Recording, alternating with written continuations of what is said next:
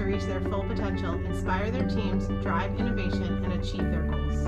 In this podcast, we speak to hospital managers, company owners, industry leaders, veterinarians, veterinary technicians, and support staff who are at the forefront of animal healthcare. On today's episode, we're talking about our journeys in veterinary medicine from the front lines to corporate and back to the front lines.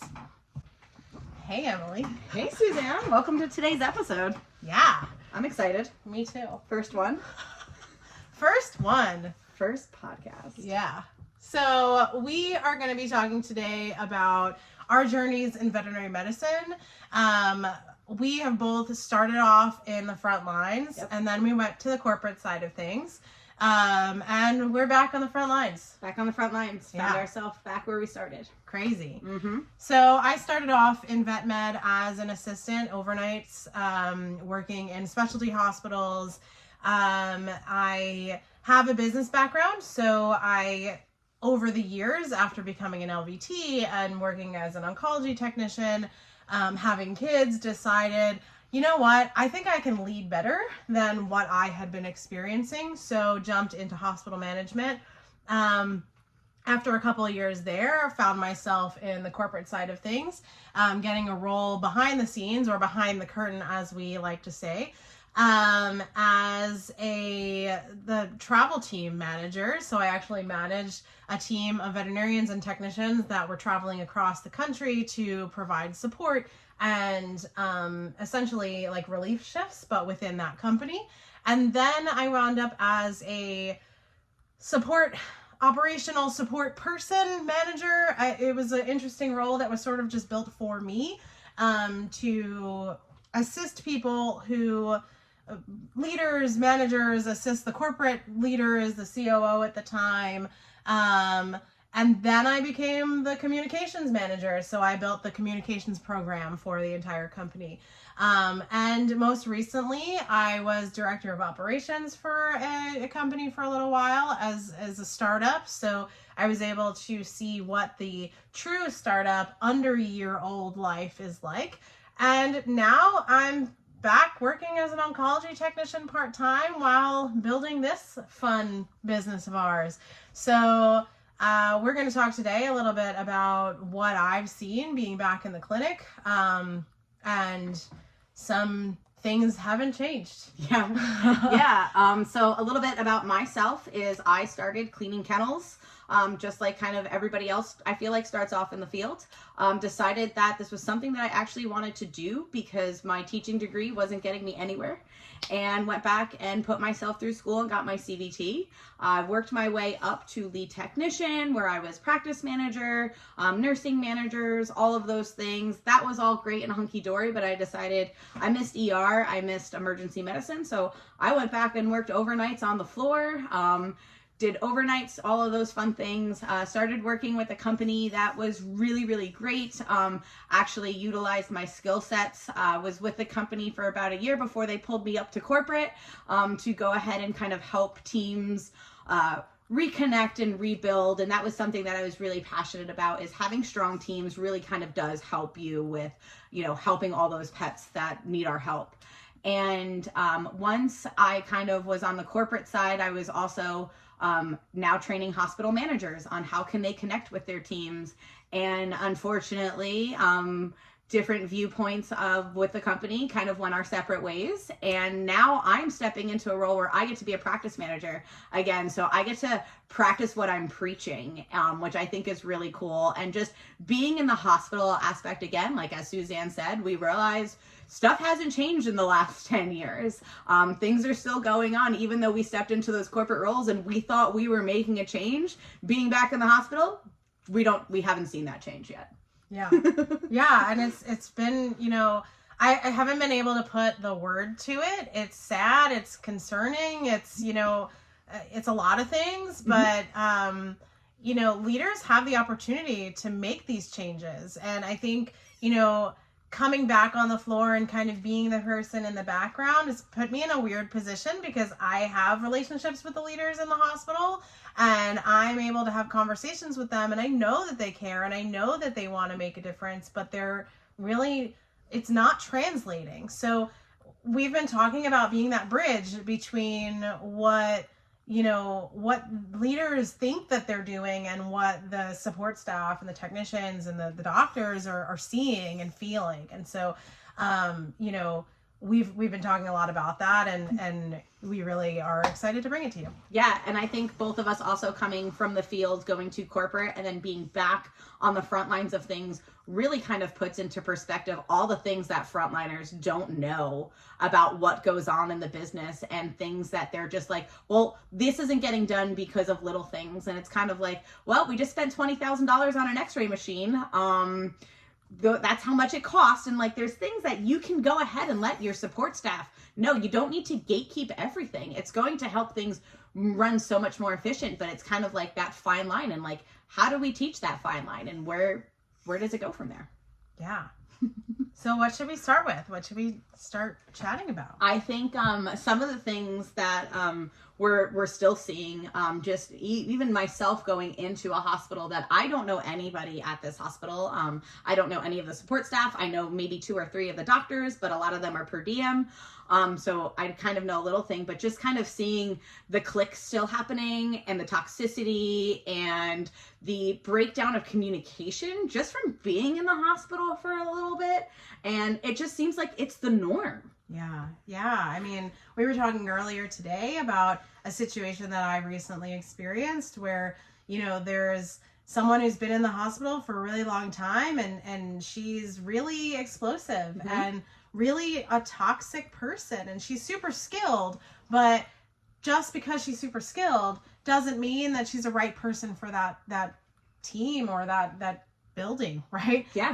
That whole clinic. And so I think it's important to realize as managers that we have the ability, and it's really our responsibility to make those changes and to have those conversations with those people. And how do we fix those clicks? Like, you're coming into a new hospital and you don't, like you said, you don't have their background. You don't know them. You don't have that, relationship with them, like you said, to really, be able to change anything walking in. So how do you, as a new hospital leader, come in and have those conversations with people? Yeah, I think one of the things that like I've been doing, just, going in for like interviews and like talking and like going in to fill out paperwork, is just kind of like getting to know people, like asking them like, what got you into this? Like, why are you here? Yeah. And it's really important to know people's whys, helping them reconnect too when they're having those explosive moments and those kind of things. And as a leader, understanding why they're here and helping them support and grow in that position as well. Yeah. I think that's the other part of it too. And I'm not going to be that person that's going to go in and change things overnight. I think setting the expectation is the biggest part of it too. Yeah. Letting the team know what my background is, where I come from, and like what my goals and expectations are. So this way we can kind of meet each other in the middle. I'm also not going in there with an iron fist and changing things right away. It's one of the things that Suzanne and I always talk about. One of my favorite episodes of Ted Lasso. And I will say this every time. They talk about how the team is so bad, and somebody complained about the pressure in the showers. The water pressure was so bad. And at the end of the episode, they turned on the shower and the water pressure was fixed. So it may not be those big things that get fixed right away, but that one little thing that, I could take care of that, no problem. I'm going to make sure that I jump on that to show to the team like, hey, I'm listening to you. I'm hearing what you're saying. I'm doing my best, and letting them know too where I'm at with the progress of things. Yeah. And, in my role right now, I'm back as a technician. So I may be leading the department, but I'm not in a leadership role. And so I think a lot of technicians and veterinary leaders find ourselves in this position where we're in a role that we're expected to lead those around us, but we're not maybe given the title. I think, I spent a long time searching for this title and found that leadership is within us, and it's a skill that we are we can be a leader in really any role that we're in. And so right now, leading this department, I have an assistant. It's a small department, but I have an assistant who's really, really new to vet med. And something that, I think is really important is as leaders, as people who've been in the industry for a while, is we also have the responsibility to make sure that these people who are new know that, it's what has happened maybe is not the only way to do things. And I'm also new to this team too, so it's the same thing. I've been spending a lot of time just getting to know them. I know the doctor that I'm working with, but I don't know the assistant. She's new to the industry, she's new to the team, she's very new in general, and she's also very quiet. So how do I navigate that person, right? How do I navigate somebody who's really quiet when me not so much? But I've been that person. I've been the person who's been really quiet. And so it's about coming up with questions to ask, like, hey, are you in school? Are you planning to do more? What are your goals? So I know what she's looking for. So I know, as me being the technician that I am, tend to teach as I work. So I'll explain why I'm doing things, but if she doesn't care, I'm not going to waste my time teaching her, right? And she happened to tell me she wants to go to tech school. So as I'm doing things, as I'm drawing blood, I'm giving her little tips. I think that people will really I really liked when people did that with me, and I think that it's really cool to be able to pass that along to other people. Oh yeah, especially I think gatekeeping is one of the biggest things in vet med, even that I've seen. I will be honest with you, I was that person that would sit back and watch a code happen and wait to be that person that jumped in to place that life-saving IV catheter until I realized that wasn't helping anybody. That wasn't even helping the pet. That's not why I got into this field, and I definitely changed my ways after that and realized I'm not going to gatekeep my information. If somebody wants to learn from me, I will be more than happy to give you all of that information. What switched there? What switched for me was watching my team kind of look over at me and say, where were you 5 minutes ago? And realizing that, wow, Emily, you could have been that lifesaver. Yes, you placed the IV catheter, the dog ended up living, everything was fine, but I let my team down in that aspect, and that's not what we got into this field for. And we all think, I know more than this person knows more than that person. But if we take all of that knowledge together, we can all learn the same things and be able to educate everybody on why we do things the way we do. Yeah. I was always that person on the floor. Any doctor that I've ever worked with called me, but why? Because I would always ask, but why? And it wasn't because I was questioning their medicine. I wanted to know the reasons behind why we were doing things. I wanted to be able to make sure that I was explaining to the next person, we're doing this because of this study that came out, and this is why this has changed recently. Vet med is ever changing. I haven't done the same thing for the same year and a half. It has constantly changed. New protocols are coming out. We're hearing stuff about grain-free diets and how it's not good anymore and things like that. And we're the ones that need to educate our clients onto why we're not doing that anymore. They don't understand. We have all that information. Why should we be holding it from our fellow coworkers and the clients? Yeah. Yeah, what's interesting is you said that, vet med is always changing, but what we've really noticed is that on the people side of things, a lot hasn't changed. No.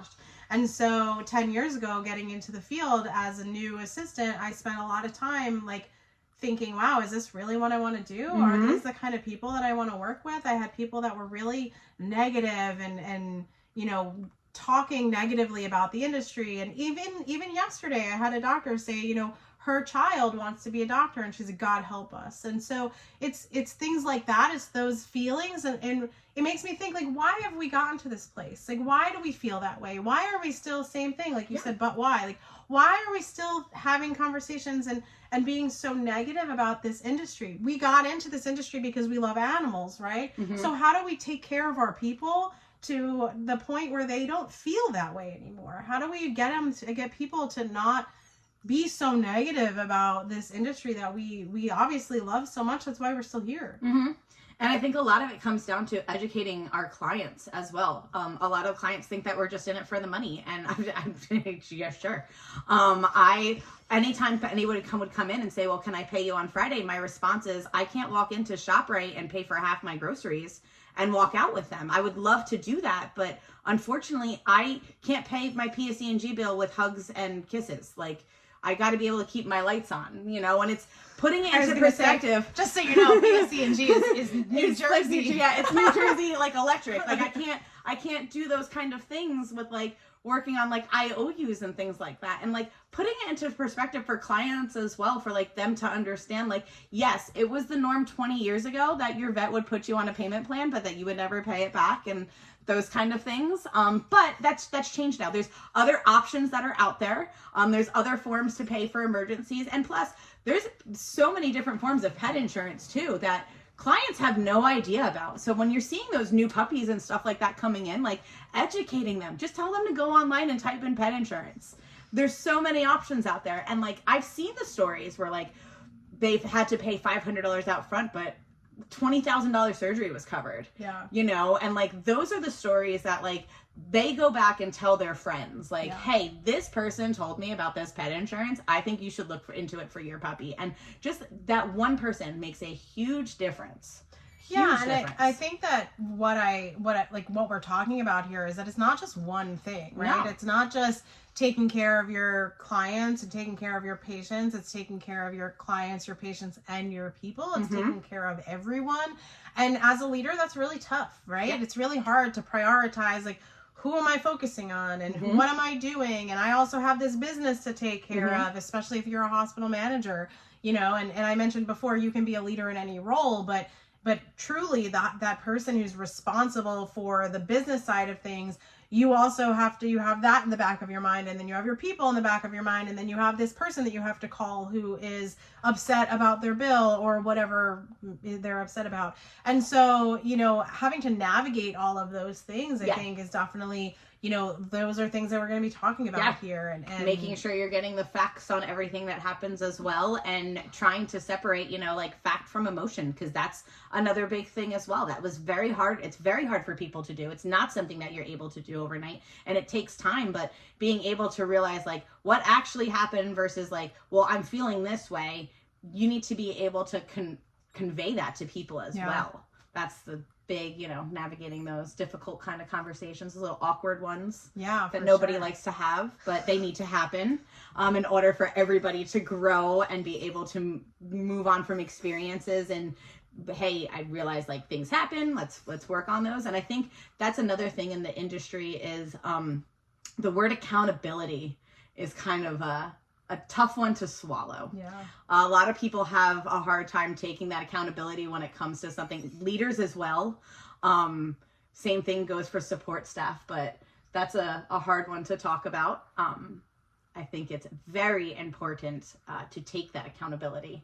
Yeah. And it's not something that you're comfortable doing. Been in that situation where I've had to take the accountability, and it actually made other people in the room kind of have more respect for me, even though they respected me anyway, but they respected me even more after I took that accountability, because it was a stupid mistake that I definitely should not have made doing this for 16 years. And I was like, I messed up. I did that. My bad. Let's make a protocol so this doesn't happen again. And we moved on from there. But that's like leading by example, right? So that is showing as a technician, as a hospital manager, as a nurse manager, a doctor. Even if you're a doctor, even if you're in the corporate side of things, like you're going to make mistakes. We all make mistakes. We're human. Absolutely.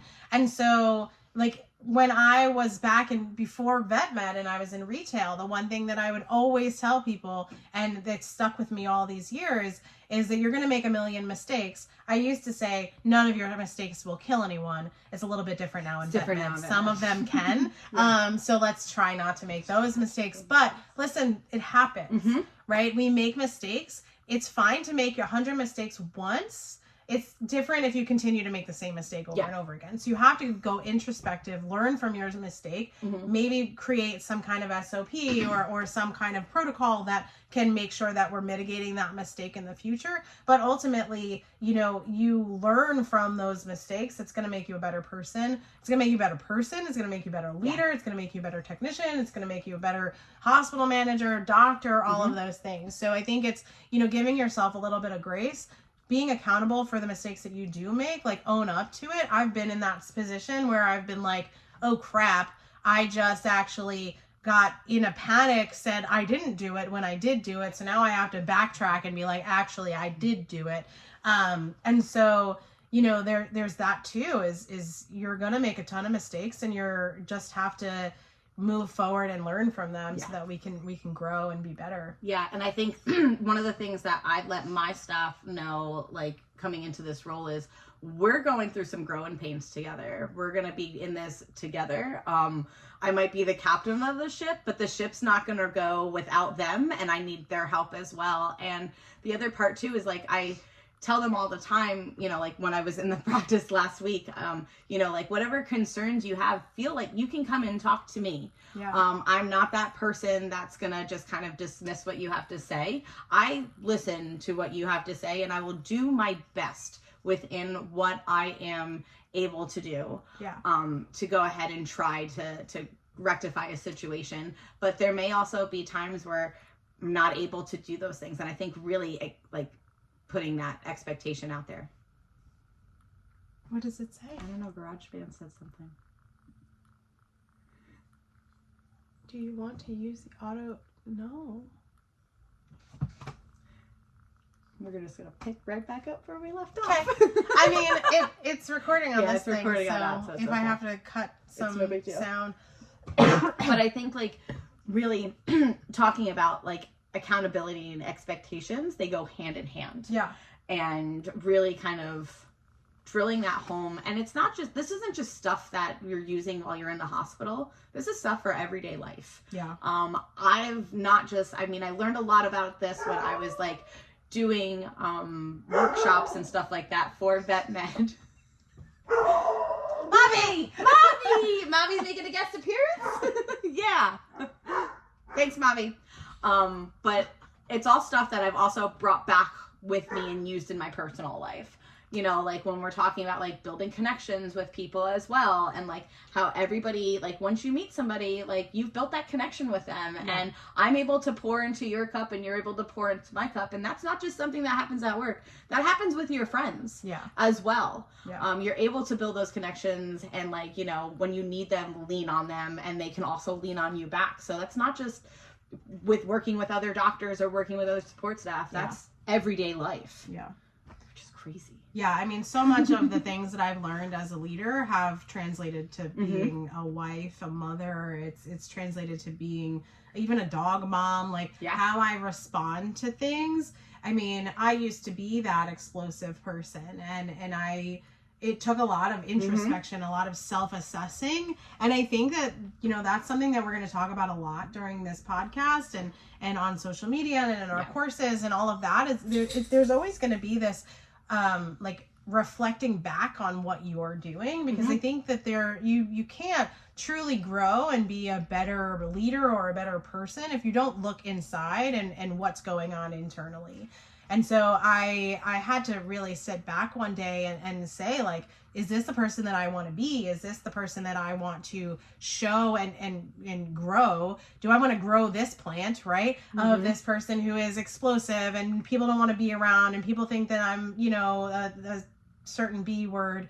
Or do I want to be somebody that people want to talk to, that people want to interact with, that people want to grow from and to listen to?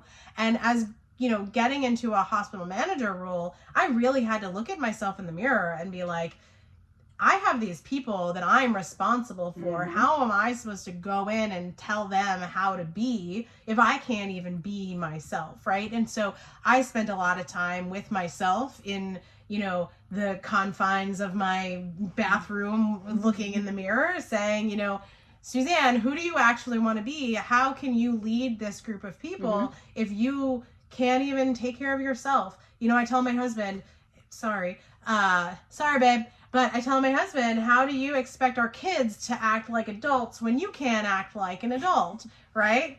There's nasty. You can't. And so it's not to point him out, but really it's the same thing. Like, how can I expect them as 5-year-olds to act a certain way? How can I expect my team to act a certain way? How can I expect anyone around me to act a certain way if I'm acting like a child? Yeah.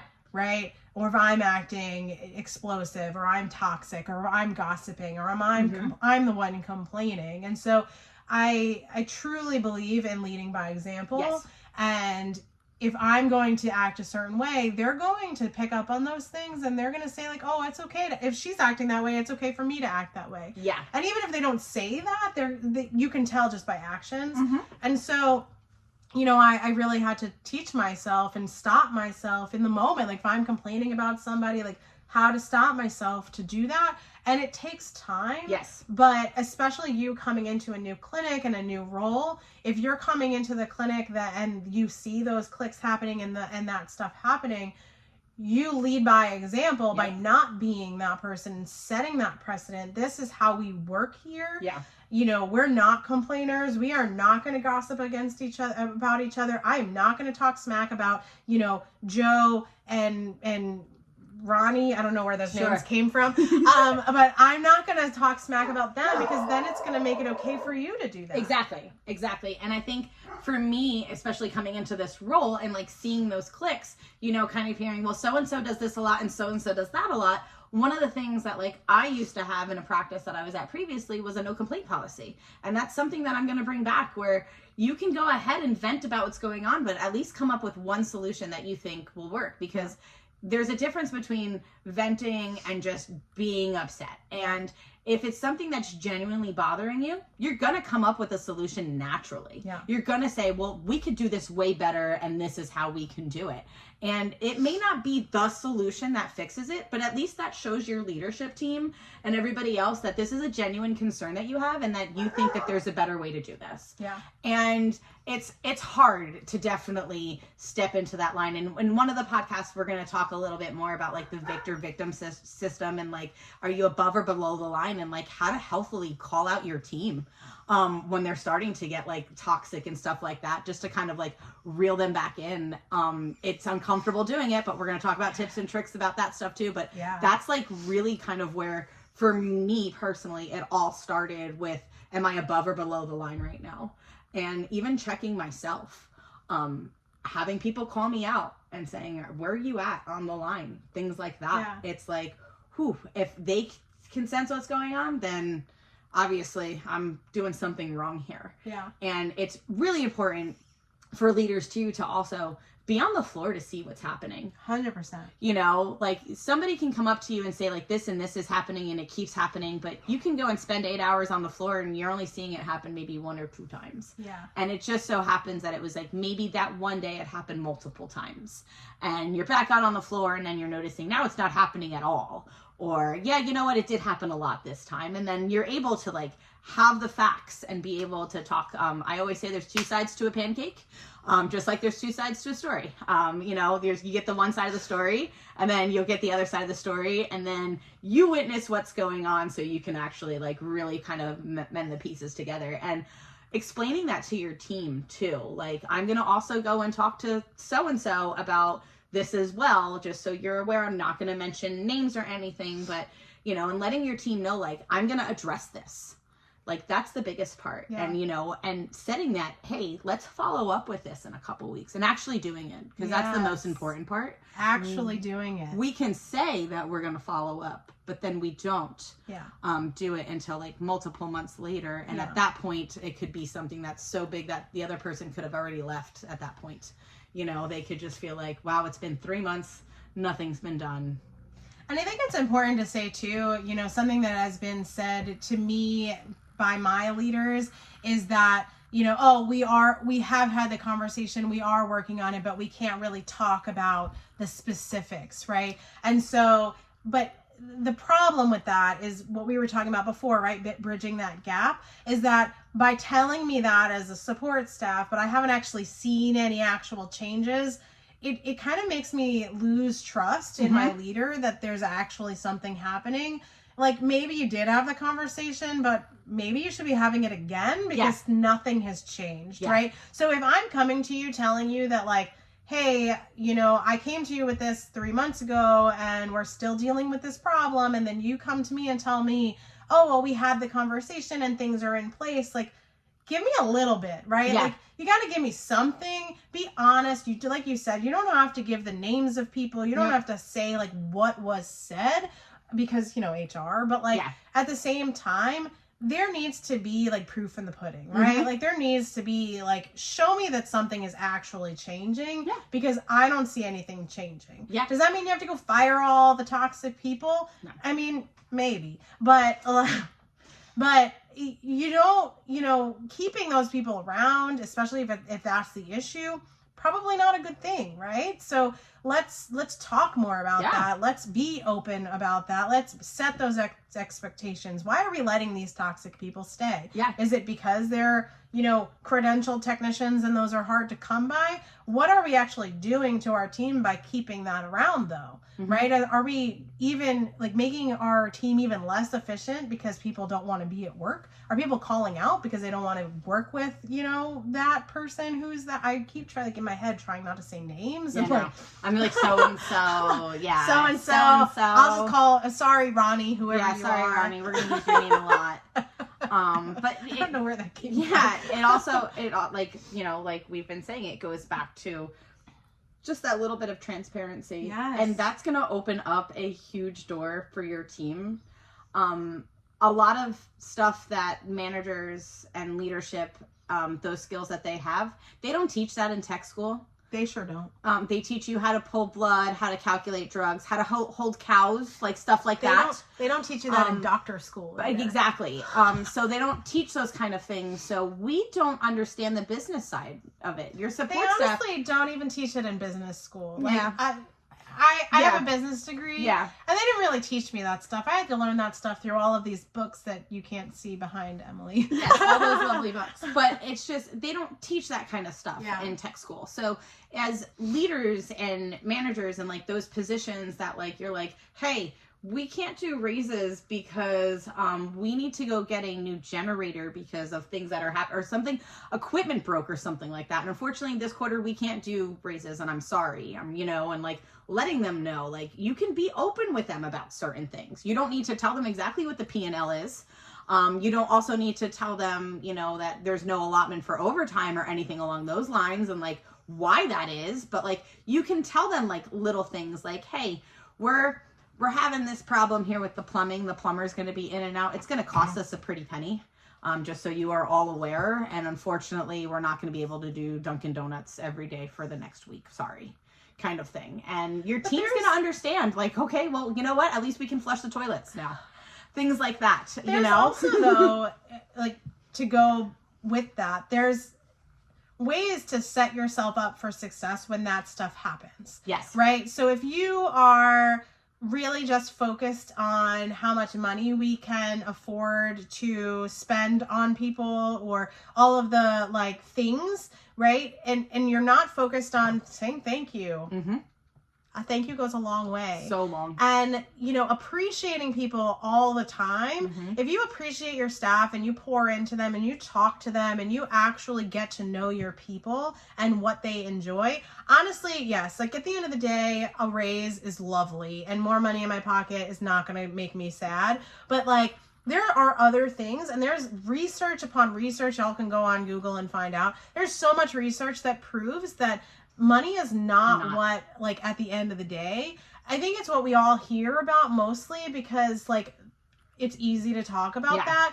But at the end of the day, like, thank yous are really great. Some people really, really love to be, like, shouted out when they do a really good thing. And then some people hate that. So, like, knowing your team and knowing how they like what they react to and the things that they enjoy. If you know all of that stuff and you already have that kind of set in motion, when the plumbing goes out and you're like, hey guys, we're not going to be able to have Dunkin' this week, they're going to be like, it's cool because you thank me all the time. And you make me feel good about myself. And you, like, whatever. I don't know. Like, it doesn't, it's not about the pizza parties and the fancy cups, right? It's about, like, the constant, you know, great job. I say thank you to my assistant every single day. At the end of the day, before we leave, I make sure, and I say thank you throughout the day, but I make sure to say thank you. Such a little thing, but even as when I was an assistant, it made such a difference. Oh, yeah. And you don't realize how much of a difference it makes until you don't have it, right? You're in a clinic and nobody thanks you for anything. You're like, why am I even here? Do they even care that I'm here? Like, you know? Yeah. And as leaders and managers, it's also hard to hear, you know, like that thank you back from support staff sometimes, because they don't, you know, thank your managers. Sometimes, you know, like we get so caught up, like as, you know, technicians and assistants in the everyday to day that we do, that like, wow, our manager made sure that our payroll went through and that our inventory is here and I have syringes so I can pull blood, and they made sure that Antec, somebody called Antec to make sure that stuff was picked up, so our samples were going out. I've had managers also jump on the floor and start sweeping and cleaning kennels afterward, and I thank them for that, because that helped me do my job more efficiently. I was then able to go ahead and start another surgery while they were cleaning up behind me. Those little things that you can do to help your support staff end up being so big. And it's stuff that I will tell you, your support staff will talk about years later. 100%. We were just talking about that today. I was opening another hospital for the company that I worked for previously, and I was talking with somebody about like what were ways that you like to be appreciated, and she said she had a horrible overnight shift and snapped at the ER doctor that was there, and then when she came back 12 hours later, there was a coloring book and some stress relief stuff for her from that doctor, because the doctor realized how stressed out she was and everything else that was going on, just to kind of say, hey, thank you for all that you do. That happened 8.5 years ago. And she still talks about that and still remembers it. And that was after getting yelled at. And that was after getting yelled at. Right. That little thing that doctor did after that person probably ripped that doctor's head off for no reason. The doctor had no idea about the night before or what happened. Yeah. Just saw the hurt and pain in that person, was like, I want to help fix them. Yeah. And I want to help them feel better. And just those little things, those little teeny tiny things. Yeah. I mean, I have so many cards and stuff and thank yous and everything that I go through every day. And one of them was, thanks for throwing us the ice cream party and making sure that I had vegan ice cream because the person was vegan.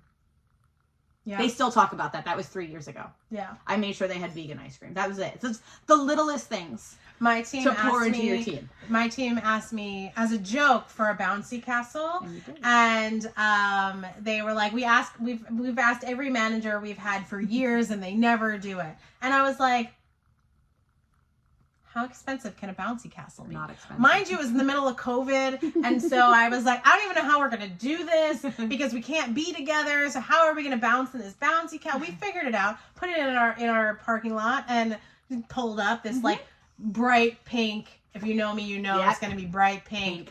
Bright pink, like, princess bouncy castle. And we were, like, 2 at a time with our masks on, and we were jumping, and it was so fun. Yeah. And it's like those little things that they still talk about. I still talk about it because it was so much fun for me. But, I mean, I didn't have to. It was like $250. Yeah. For a day of a bouncy castle. Exactly. It's like, why not? Mm-hmm. And if it's something that your team is going to sit there and talk about, and they were asking for it for years, and then like, why not? If that's what they want over pizza, I will give you gladly anything over pizza. I am a big fan of not high-fiving and giving pizza parties because they don't work. Yeah. I could go to get pizza myself. No offense. High fives are okay. High fives are good. Yeah. And in certain circumstances, they're okay. I don't need like a group high five for everybody. You know, we all did a great job. Like that's great. End of the day, we all did great. Yeah. But when we're having that staff meeting and it's everybody good job this quarter, you know, like that feels a little fake. And then it's like, okay, food is available and there's Domino's. Like, we live in New Jersey. There's way better pizza than Domino's. We don't need to keep getting Domino's. And the specialty cups. If I come home with another cup, my boyfriend's going to kill me. Like, I don't need another cup with my name on it. I know what my name is. I know how to spell my name. Like, but I mean, listen, you know, if you have people on your team that want that, absolutely, that's cool. Great. I bought my team for Tech Week a couple of years ago. I bought them all like bags that had their name on it. I made sure that it wasn't something that their previous managers had given them.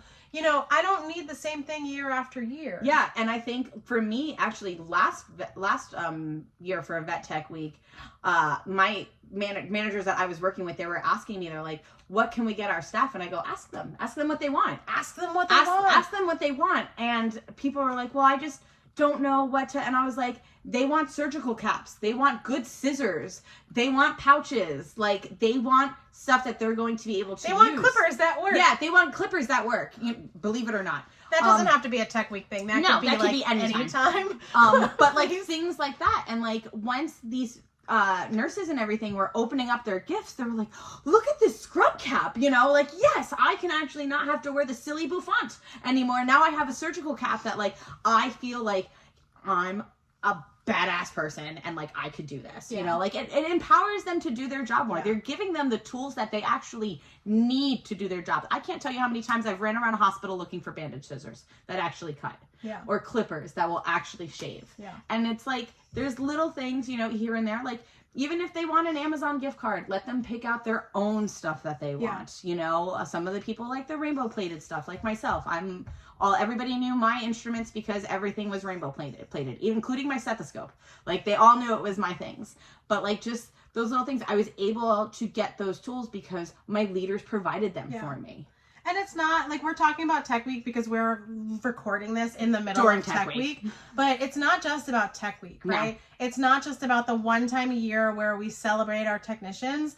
It is about celebrating the people that keep your business running and take care of those pets that we love so much every single day. Yes. And that is thanking them. That is saying what a great job you did. That is putting together like you rock or whatever you want to call it in your hospital kind of things where they can support each other. That's a huge one. You know, letting them have ideas and not just being like, oh yeah, cool, that's a good idea, but actually implementing them, right? At my last place when I was the, you know, director of operations, I had one girl, she emailed and she was like, hey, I think we should really do something about, you know, like where the staff can high five each other at any given point, like with a little you rock card or whatever, like a thank you. And so what did I do? I went out to Amazon and I bought little boxes and I created a little thing so they can like, hey, great job doing whatever today. And how did I present that to the team? I said, hey, this isn't about like, hey, your hair looks really good today. This is about, hey, you really like presented yourself really well during that CPR. Or you were able to really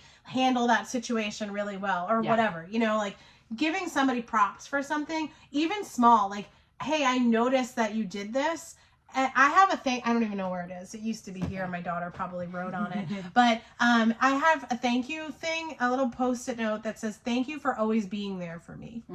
Something so small. Oh, it's actually right behind you. Oh, yeah, there it is. You know, thank you for rescuing me. You know, like, thank you for always being reliable, right? Like these little things, these are from 3 years ago and I keep them, right? Because they're reminders about somebody who really appreciated something that I did that I just did because it was me, not because I was trying to do something to get a thank you, right? And so appreciating people for those little things, like maybe, you know, Janice, I don't know where these names are coming from. I'm loving it. Maybe Janice has been having a really bad run with you know, getting really overwhelmed by things. And she actually didn't get overwhelmed by a situation today.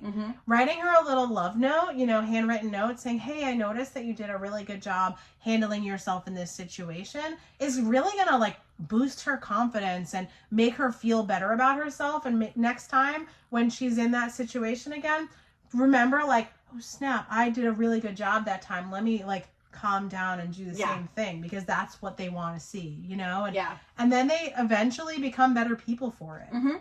And just talking with like my new staff that I have now and just staff over the last year and a half that like I've been working with, like we know the vet field is broken. We know that people are kind of done and burnt out at this point, but just talking with them, a lot of them really just wanted to be appreciated. Like that's the word that I kept hearing a lot over the last year and a half is just appreciation. And that's one of the things that Suzanne and I are here to like help, you know, how do you appreciate your staff and how do you help them grow? And it's not always about throwing dollars at them. Or pizza parties and high fives. Pizza parties, high fives, and money. And personalized tumblers. Water bottles. You know, hydro flasks for all. Like I just, it's nice to go ahead and do those gestures, but it doesn't always have to be something that's like for an occasion or something like that. You know, like Vet Tech Week, yes, that's a week where we should be appreciated, you know, roll out the red carpet for us. Red carpet, I want paparazzi, like all that stuff, but what about the other 51 weeks of the year? You know, like we should be appreciating them all the time. Yeah, for sure. Yeah. And I mean, with that, I don't know about you, but I feel like we could talk forever. We could. But we want to make sure that we have enough content for future episodes. Yes, absolutely. We will be here in your inbox or I don't know, whatever, Spotify, Google, Apple, every 2 weeks. We are, happy to share what we know, but we'll have guests on to share what they know and to really keep this conversation going. Yeah. And, we're happy you're here, and we can't wait to learn together and to grow together and help y'all lead veterinary hospitals the way that we wish we had when we were first getting into the business. So with that, I guess high fives and pizza parties for all. High fives and pizza parties for all. Thanks everybody for tuning in.